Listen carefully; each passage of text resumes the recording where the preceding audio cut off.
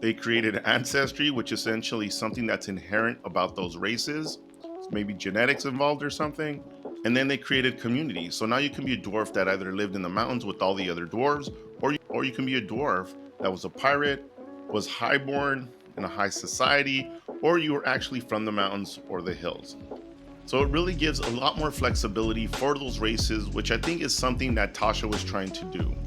But now they give it to you here. So in Daggerheart, at least, that standard way of life, the standard dwarves that we think about when we think about Lord of the Rings, do not really exist in Daggerheart, or at least you don't have to play them that way.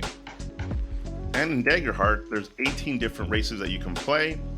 There's 9 ways of life, aka community. Now let's compare that with Dungeons and Dragons. So here, I mentioned earlier, you have races, they have inherent racial traits, but in addition, every single one of those races has some type of background. So essentially,